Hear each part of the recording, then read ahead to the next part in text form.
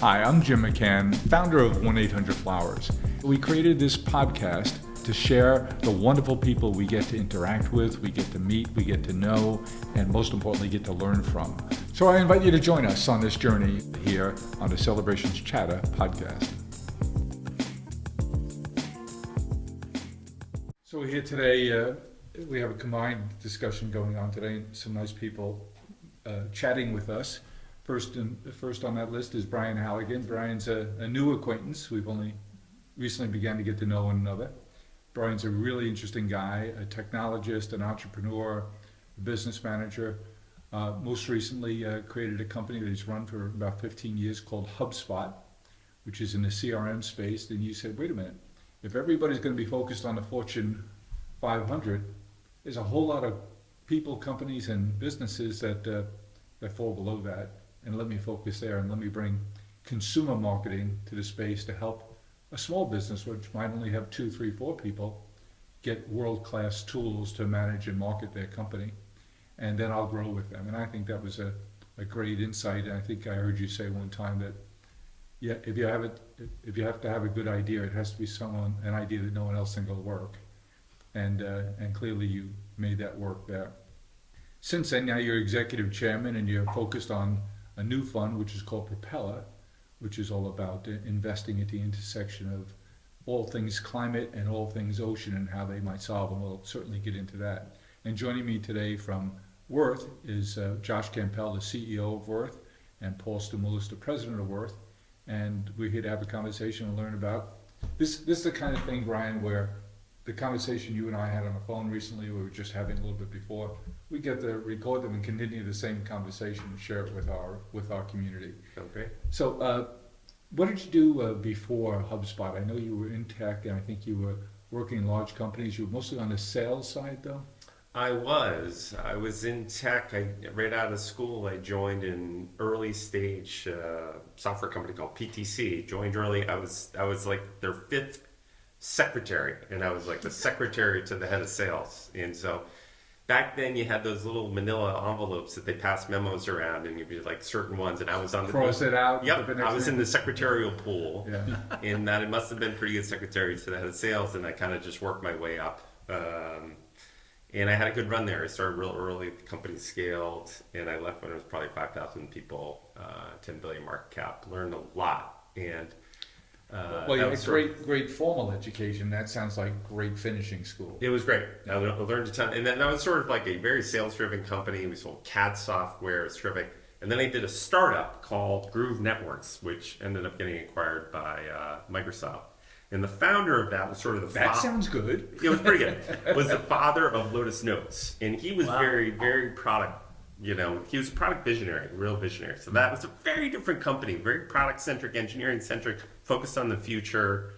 And like PTC was sort of very right-wing, and Groove was very sort of left-wing. Sounds like it. And learned a lot from both. Then I went back to business school at Sloan, learned a lot about finance, and all that kind of blended together and like turned into something that I could run a company and start a company, and that ended up being HubSpot. Grew up in Massachusetts, went to school at the University of Vermont. Yes. And then you mentioned Sloan at MIT, so great education, all in New England. Yes. So, but now when you get this crazy idea to start HubSpot, it became a global company kind of quickly, didn't it? Yeah, about almost half our revenue is global. Yeah, very, very, very quickly. I'll tell you how we came up with the idea for HubSpot. Please. There's sort of 2 ahas. I had one, and my co-founder, who I went to school with, had one. My aha was I was working with lots of startups, and they're trying to scale, and I was working with a bunch of venture capitalists helping their companies. And they all had the same marketing plan. We were going to buy a list and email people.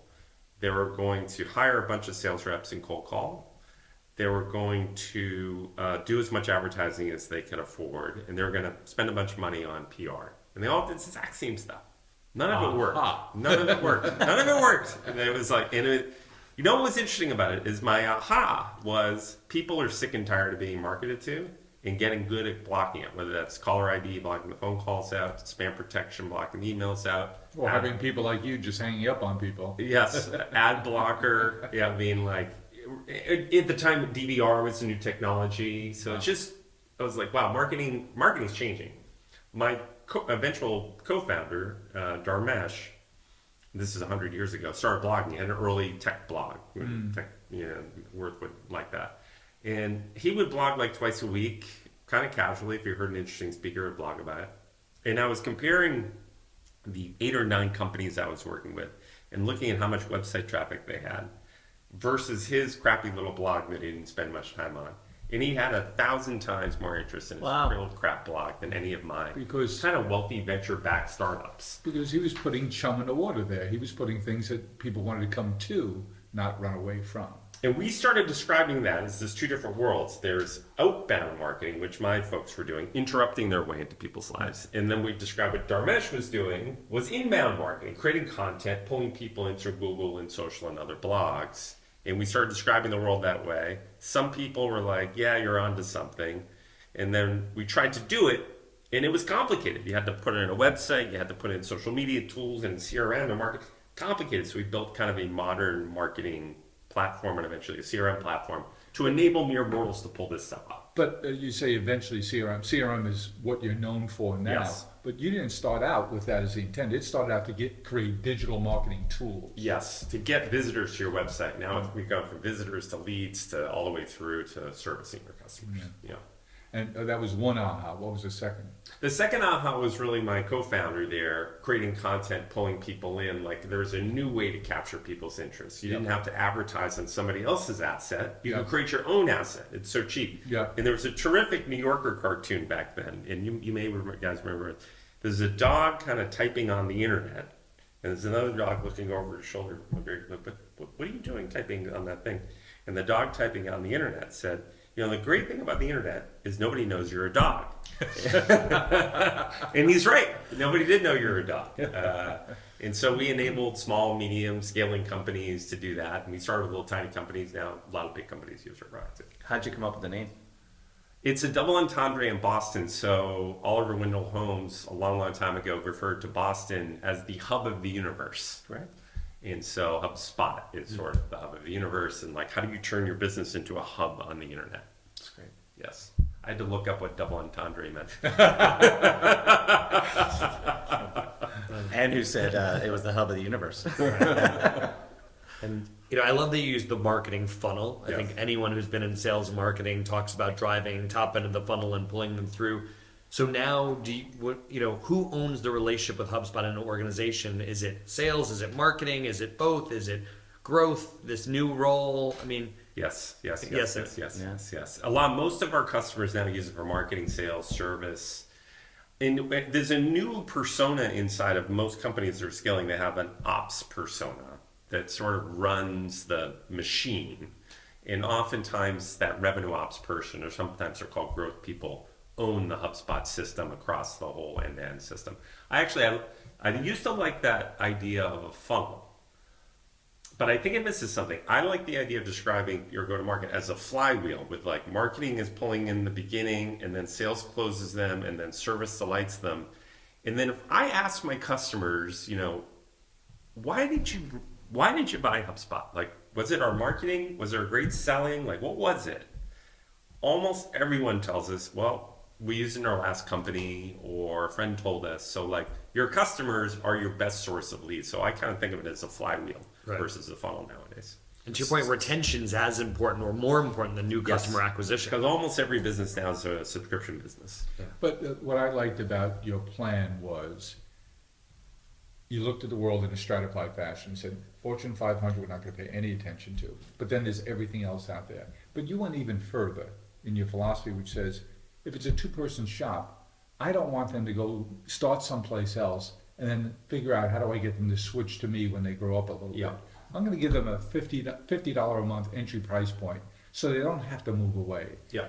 Now, what's the economics of that? Is that can you do that affordably there, or does it just doesn't matter? If you can get them hooked on your product, get them contributing to your flywheel, get them to be part of your community, eventually they'll grow up enough that you can make something on them. You have to think a lot about this. Very good question. A lot about the economics. So we actually lowered our price a lot and created a freemium version. So most people start with their free edition. Yeah. And then they'll move to starter and pro and enterprise. In that starter edition at $50, if it was just that product, it probably wouldn't be that profitable because there's a decent amount of companies that just go out of business. But so many of those people, as they scale, move up to our higher tier products. So our key is how do we keep our cost to acquire a customer low with like freemium edition, inbound marketing, really good marketing techniques, good word of mouth, and keep that cost to acquire low. But how do we get that lifetime value of a customer very high so they're up, our happiest customers, our most successful customers, are buying more products, adding more users, and expand over time. And getting those two numbers right is really important to scale a business. Well, I think we'd love to hear, you're talking to two people here in Josh and Paul who are fans of your product, I your appreciate it. company, and you looked around at different options and you guys decided that it was HubSpot. And then I really only began to learn a lot more about you when you acquired a company of a fellow I'm a fan of, Sam Parr. Oh, I love Sam Parr. Yeah. I didn't know you knew Sam. I only know him, I've not met him, but we've spoken, and I'm a fan of what he does and his product and his personality. Me too. So what was the thinking there in terms of that must have had a few people going, I did have a few people go, oh, some investors are. So for people who don't know Sam Parr runs something called The Hustle, which is started as a newsletter. Well, it started as a conference first, right? It start as a conference, but it's very popular newsletter, very popular online community, and now a really popular podcast. And he's a terrific, he's got a terrific podcast.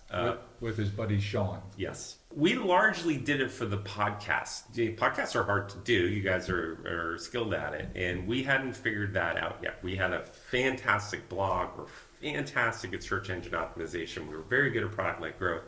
But more and more people are spending their time listening to podcasts. We're like, we need to get in that game. So we largely acquired Sam for his podcast.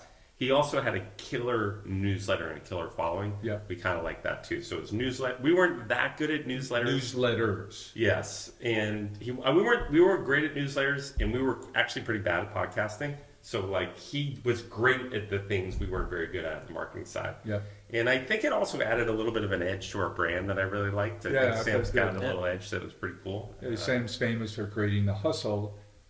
Way I understood it, I might not be right, but is that he started out with this big conference, this California conference, and then COVID came along and he shifted his emphasis more to the newsletter. And I think he's the first person to create a 1 million person newsletter. Yeah, he was very early on that. He's very talented. And he's very good at freemium. Yes, and he's very good at hiring. He's got a knack for hiring super talented Steph people. Smith. Great. Yeah. And are there lessons that your clients learn from Sam and how he was able to aggregate audience and drive engagement?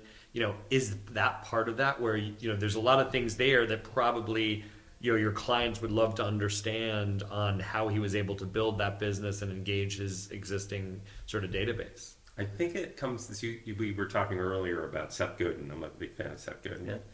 And Seth Godin, any speech you hear of him, he uses the word remarkable a lot. And I like that word because his basic concept is you need to be worthy of remark. You need to do something unique from everyone else that everyone wants to talk about. Sam is remarkable. Yeah. He creates remarkable content. I think he gets a lot of his content ideas because he lives on Reddit all day and there's really interesting stuff on there. Yeah. And he looks at the trends on Reddit because they're very early. Reddit talks about stuff before the New York Times or Wall Street Journal will talk about it. So he's looking at the very beginning of where those news cycles begin.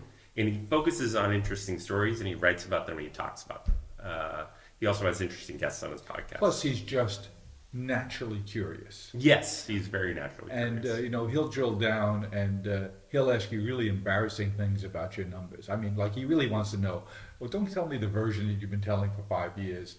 I really want to, how did you get that first check? Who was it from? How much was it for? He really used to drill down. Now, this is first reported anywhere, but Sam and I have something unusual in common. What's that? We're both very nervous flyers. Really? Very nervous. Takes a lot to get me on an airplane. No kidding. Yep, I'm flying to Europe tonight. I'm already nervous.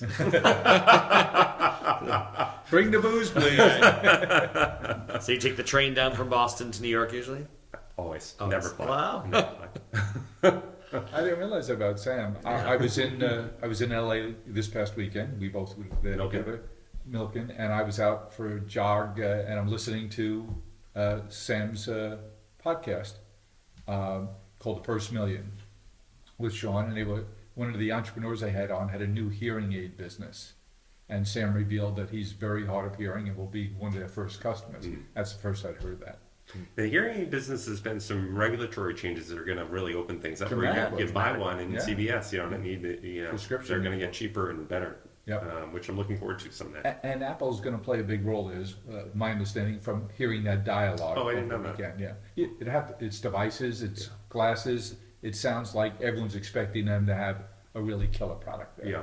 One of the things I like that you guys are writing about at work last month is longevity. That's related because if we're living longer, we're all going to be customers of a hearing aid. Pretty going much. I mean, you lose your hearing Yeah. as you get older. A lot of things just happen. But you have Peter Attia on your cover. I love Peter Attia. Yeah. And I love Andrew Huberman. If Peter Attia and Andrew Huberman said I would live longer by jumping out of your 18th story window, I would probably do it. Go to 1-800-Flowers.com. Find the perfect gift. And wow the people you love. Wow. This is amazing. Whether you want to say happy birthday. So cute. Or I love you. I love you too. Thinking of you. Wow. Go to 1-800-Flowers.com. Celebrate the people you love. I want to tell you about my Andrew Huberman morning routine this Please. morning. Let's hear this. Okay. So first thing I do is I wake up. That's a good start. Then I go outside, get some sunshine in my face. Uh-huh. Then I work out. Not always possible in Boston. Any sun is better than no sun. Yeah. Then I get a good workout. Then I take a ice cold shower, which really sucks actually. You're not a tub guy. Jump into the ice. I don't do the tub. I don't know. I shower does it for me. And then I take a fistful of supplements. And then I'll have my breakfast and off to the day. And I used to drink coffee, a lot of coffee, but the cold shower and the workout in the sun, I don't need coffee until I'll have 1 cup at 1 o'clock in the afternoon. Mm-hmm. And so, Now, how long-lived is this morning routine? When did it start? well, probably 9-12 months ago. Yeah. Yeah. And was it Peter? It was Andrew Huberman who really got me, but they kind of are, soul Yep. soul sisters. Mhm. They both are saying very similar things. Yeah. You want to try it? You want me to send that to you and you Please. can work on it? Yeah. You do the cold thing? I don't do the cold thing, no. Yeah. But I was just chatting with a friend a couple of weeks ago. He's an MD, and he runs a big healthcare system on Long Island. He's a wonderful guy named Patrick O'Shaughnessy. We just did a podcast. Patrick goes trying to sing. Hi. And he's a physician, but he now runs the health system. And he got one of these cold plunge tubs that he does every morning. He says it's changed his life. Yeah. We had a neighbor put in a pool, and it's fine. You see the pool, but then next to it, you see Cold a square and a cold plunge. Is And that that right? used to be at the jacuzzi. Right. Yes. not both? Yeah, and he said, "Jump right in. It's the best thing of your life." And I said, "This sounds like one of those things that after a year you'll stop using." Yeah. He said, "I've been using it for Well, look, for years." athletes have been doing it, right? I guess, yeah. For their cells and That's their, a good point. Yeah. So it's something that I think consumers realize is starting to. It's a NASDAQ commercial for the QQQ for the Yeah. athletes in those Yeah. cold Yeah, plunge jumping in. tubs. That's right. Yes. Yes. So take us back to that terrible day that changed your life. Sure. I was snowmobiling in Woodstock, Vermont, actually from Bridgewater to Woodstock. It's a beautiful area. Yeah. Love the Woodstock Inn. And we should. And I snowmobile a lot. And I was actually with my son, and we were. It was. How old's he? He's just turned 19. We were going along trail I knew very, very well, and we just made a little error on the trail and went up over the lip, and I couldn't see over the lip, but behind that lip it just dropped. It's like a small cliff, and we went down like a mile. Went through lots of small trees, and then bam, slammed into a tree, and it tossed us both out. You on the same snowmobile? So same snowmobile. Neither of us remember hitting the tree, and I don't know how long we were passed out for, but eventually I woke him up, and we're a mess. and nobody knew where we were. Nobody in the world knew where we were, and it was 4:30, freezing cold. Dark is fast approaching. Dark fast approaching, middle of February. I was wondering whether I was going to make it. And we sat there for a while talking and strategizing. We both had a lot of broken bones, so we couldn't move. And we were just kind of on the side of a mountain in the middle of nowhere. And then I remembered I had my iPhone because I usually don't bring it because Vermont, there's no signal anymore. You know? And sure enough, I had just enough bars that I could dial those 3 magic numbers that I'd never dialed before, 911. And lady answered the phone. I'd never called before. They're great. 911 is awesome. And then she called the 2 local fire departments, which are volunteer up there. Yeah. And then the dispatcher called the firefighters in their homes, so they got on their snowmobiles to come find us. And by the time they found us, it was pitch black out. How frightening. And then they kind of towed us out of their helicopters up to Dartmouth University, who put Humpty Dumpty and the son back together, basically. But it was brutal. 13 broken bones. Huh? Yeah, 13 broken bones, 5 surgeries in the hospital for a long time. It was brutal. It was brutal.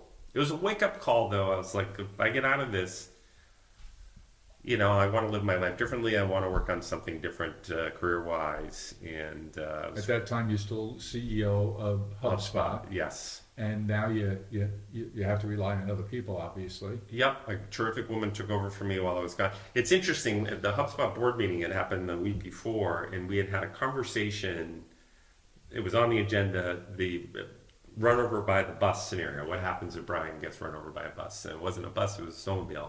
But we had decided this wonderful woman, Yamini Rangan, was the, like, break class, Yamini will take over. And sure enough, a week later, she took over. And I wasn't conscious enough Now, to be did you involved in see that her decision. around the snowmobile before you left? No. I don't think she wanted it. I don't think she wanted it. So she didn't want the job, but you said she did terrific at it, and you Terrific. said she was better than you. I think she was better than me. And then when I got better, I was out for 7 months. And so the week before I was going to come back, I called her up and I said, you know, I got terrific news. You know, I don't want to come back. You're the new CEO. And she said, no. I don't want to be the CEO. This is a tough 7 months. I don't want to do it. And I was like, you're doing it. And she thought about it for a good few days before she came back and said yes. And she's been great. She's doing terrific. If you had a chance to go back, do you think you would have erased that experience from? No, I think it was, honestly, it was a good thing. It was a reset button I kind of needed. You might have done fewer than 13 bones. 1:30 in the afternoon, maybe it's a little bit more lighter. Yeah. I will say thank you to AT&T who saved my life. No kidding. Yeah. I bet not a lot of people have thanked AT&T. I was going to say, you might be the only customer that said that. And this is before the new phones now. If you have an accident, it uses the satellite system, not the cell system. And it's on my phone too, the new Apple phones, to basically call 911 for you. On the new Apple Watch. Yeah, Apple Watch, sorry. Yeah. Well, thank God for technology, because you wouldn't be here. Yep. I'm a techno optimist. Yeah. So it does change your life. It is, you know, literally a life-changing event for you. And then you say, okay, I got the company in good shape. We have a terrific CEO. My son's recovered. I'm well on my way to full recovery. I want to spend my time differently now. I want to take my energy, my intellect, my curiosity, and go look at something different. How did climate hit the intersection of all your thoughts there? Yep. When I stepped down from HubSpot, my first thought was I'd like to get into climate, existential crisis of our lives. It felt like something worth spending time on. And so I started on, we talked about this before, but I started on, it was like a field trip where I visited lots of entrepreneurs and professors and investors in the climate space. And the more people know about climate, the more depressing they are. So this is the road trip to darkness. It was not a happy time, and I couldn't find anything that was like I could dig my teeth into. Then one day I visited the Woods Hole Oceanographic Institution on Cape Cod, which is kind of the MIT of the ocean. Oceanographers are optimistic about climate change. You shocked me when you told me that, because I told you about my journey to learn how important the climate was, and how I didn't have the right to sit back as either a business leader or as a dad or as a granddad. I didn't have the right anymore after I'd been exposed to people who really knew Yeah. how serious the problem was, how proximate it was, but more importantly, how things could be done about it. So I told you about my day-and-a-half conference in Mountain View, California last year, when Josh and Paul put on this terrific climate event, first in now as an ongoing series. But it was eye-opening for me. But I didn't know what you've told me about the ocean and Woods Hole in particular. Yeah. Why are they optimistic? The ocean absorbs 93% of all the excess heat created since the Industrial Revolution. Oh, handy. The ocean Absorbs and dissipates. Yes. It absorbs half the carbon dioxide and it produces half of the oxygen. So it's not even the unsung hero in climate change, it's the MVP. Yeah. And people talk about the Amazon and they talk about Congo, super important, and Yeah. we need to preserve all those. But the ocean is really the lungs of the earth. And very few But people we're doing our best to pollute it. we are doing Does that reduce its effectiveness? we're doing a really good job of polluting it. I think it does. All the plastic in the ocean isn't a good thing. I tend to think about the ocean a little bit differently, though. I think people treat it as the victim. I think of it as the hero. And I think if we're very, very careful and we work closely with scientists who really know what they're doing, I think the ocean can absorb a lot more heat and a lot more carbon dioxide. And it can really help us in a big way, solve this climate crisis. And after spending the last 12 months in this, I'm pretty optimistic about climate change. I think we can get our arms around it. I think we need to change our behaviors. All kinds of industries need to change from scratch. But I see a lot of interesting technologies out there and a lot of smart people in climate tech and coming from tech into climate tech working on really promising solutions. So call me optimistic about climate change after really researching it. And it's such an That's important, unusual. Yeah, and what I found interesting is when you said that there are surprisingly few people thinking about the ocean, many other places, but if it is so outsized in its impact and it is such a force and what can represent the change, why do you think there aren't more people diving into? Diving in. I did it. Diving in. It's a deep topic. I don't know. He said worth spending time on, so I can say diving in. I'm just saying.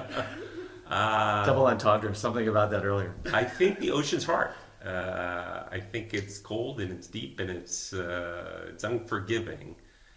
And what I ended up doing was starting a venture fund at the intersection of the ocean and climate change. It's called Propeller. I like the name a lot. And the oceans and there's probably 100 credible climate change venture funds now, and I think they'll do very well. But I kind of think it was the first, in the United States, legit independent venture fund for the ocean. And I just think people hadn't thought of it, or they think of the ocean as complicated and hard, and it is. But I think working on hard problems that aren't obvious often turns into good things happen. Giant fortunes get made, and lots of good things can happen to the planet if we're very, very careful. And I think to your point, it's we talk a lot about it. This idea of conscious capitalism. Yeah. Right. You said giant fortunes can be made. These are business problems worth solving. Yes. Right. These are huge opportunities to do well and do good. Yes. And climate, there's no silver bullet. Right. It's Yeah. going to take everyone's efforts across lower consumption, carbon capture and sequestration. All of these people working on amazing things to really solve the yearly heat increase. I totally agree with you on that. I think the big unlock for me at Mountain View in March of 22 was what you just touched on. The capitalists are on this now. Yeah. And that's what makes me hopeful, because there's a huge business opportunity It here. is. You talked about our hero and friend Seth Godin earlier. A couple of others, John Doerr from Kleiner Perkins, who just gave $1.1 billion to Stanford for the first School of Sustainability, and our friend Bill Gross from Idea Lab, who spoke at both of our Mountain View events, and he knocks me out every time I listen to him because he's just so darn smart. But his point was, this is the greatest. John Doerr and Bill Gross, two of the greatest investors of all time, Yeah.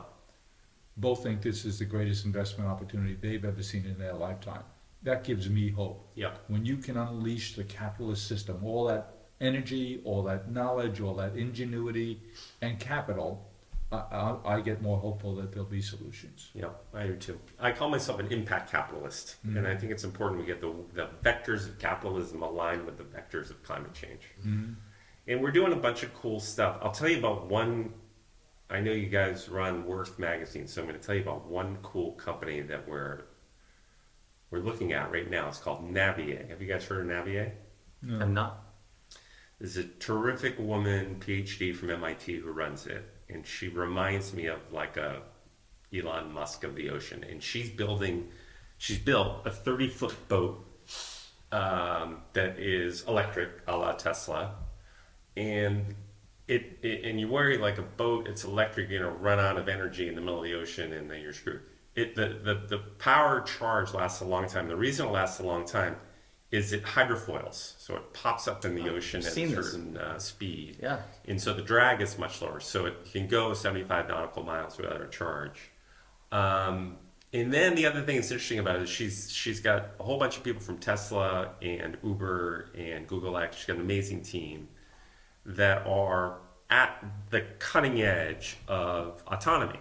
And so the ocean autonomy is a little bit easier than it is on cars. So relatively, Not as many stoplights. not as many stoplights, not as many kids running across, but you still need to be super careful. And so her vision is not just to make boats, 34, 24, but eventually have the Uber of the ocean. So you're sitting in Falmouth, Massachusetts, and you want to go over to Edgartown. You just press in your phone, hey, I would like the boat to come pick up. The boat will come with no driver and drive you over, drop you off in Edgartown. See you later, you call on the other side. So that's kind of an interesting company that we're working on that I Brian, like a lot. Have you seen anybody extract efficiently energy from the ocean? Okay, there's a lot of startups we're looking at that are working on wave power Using the bobbing Tide, motion. Yeah. wave and power. tide power. No Waves. one's broken out yet. Yeah. And I think part of it is the ocean is harsh. So if like you've got It's a a wave, chemically harsh environment. yeah, and it gets biofouling and get all crud on Yeah. your device. And let's say your device is in the waves, man, the waves will beat the crap out of Yeah. anything, and then it gets all this crud on it. So no one's quite unlocked that yet, but I'm confident someone smart in the next few years is going to figure out wave power or tide power. You think about the amount of energy in waves, Yeah. and but by the way, the problem with wind and solar is the wind doesn't blow all the time, Yeah. and the sun doesn't shine all the time. But the oceans move all the time. They kind of do, yeah. And so that's an area we're super interested in. We have a home out east on Long Island in the summertime, and we have a little boat on the bays, and we go over to the Think about inlet. a Navier. You'd be a perfect. You think how good you'd look on that Navier. Extinguished. Here's the other. By the way, And here's even taller, 'cause here's it the has other thing about hydrofoils. Navier. Because it's hydrofoiling, you're getting tossed around in the water. You get your dog on there, kid or whatever. No one gets seasick. It's Yeah. like you can have a glass of wine on board and it just goes smooth as can be. I had a ride out. It's very impressive. But I pull up and I see the inlet, and the force of that water coming Amazing. and going. You say, this has got to be harnessable.